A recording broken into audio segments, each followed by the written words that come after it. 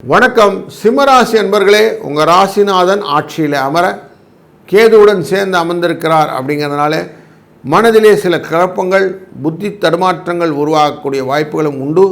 இரண்டாம் இடமான கன்னிராசிக்குள்ள செவ்வாய் இருப்பது கூடுதலான விஷயமாக இருந்தாலும் அவருடைய விஷயத்தில் மனதிலும் கவலை உண்டு, உடல் நலத்திலும் கவலை உண்டு என்பதனாலே நோய் நொடிகளுக்கான ஆப்பர்ச்சுனிட்டி நிறைய இருக்குது. கொஞ்சம் அதில் மட்டும் எச்சரிக்கையாக இருங்க. செவ்வாயின் பார்வை விழுவது உங்களுடைய ராசியின் 5ஆம் இடமான தனுசு ராசியில் விழும். செவ்வாய் தனுசுடைய ராசிநாதனான குருவின் பார்வை இங்கே தான் இருக்குது.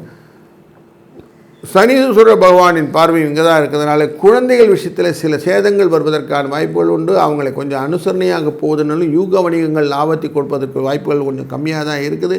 விட்டு பிடித்து செய்வது நல்லது. அதிர்ஷ்டத்தை நம்பி மட்டும் வேலை செஞ்சிங்கன்னா ஒன்றும் சரியாக வர்றதுக்கு வாய்ப்புகள் கொஞ்சம் கம்மியாக தான் இருக்குது. 6ஆம் இடமான ரிணரோக சத்துரு இடத்தை சுக்கிர பகவானும் புத பகவானும் சேர்ந்து பார்க்கக்கூடிய சூழ்நிலை இருப்பதனாலே உங்களுக்கு சில லாபங்களை உண்டு பண்ணி கொடுக்கும். கொடுத்த காசு திரும்பி வரும். வழக்குகளிலே உங்கள் பக்கம் சாதகமான தீர்ப்பு வருவதற்கான வாய்ப்புகளும் உண்டாகும். 8ஆம் இடத்திலே அமர்ந்திருக்கக்கூடிய சனீஸ்வர பகவான் வக்கரகதியிலே இருப்பதனாலே எதிர்பார்த்த விஷயத்திலே ஒரு நல்ல ஒரு மாற்றத்தை கொண்டு வரலாம்.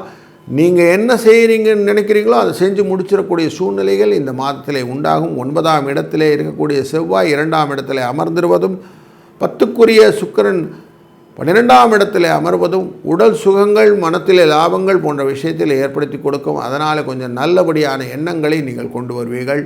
இந்த மாதத்திலே விநாயக வழிபாடு ரொம்ப முக்கியம். விநாயகரை வழிபடுவதனாலே உங்கள் வாழ்க்கையிலே நலமும் வளமும் என்றென்றும் பெரிய நிற்கும். நல்லது நடக்கும். நல்லதே நடக்கட்டும். வாழ்க வளத்துடன்.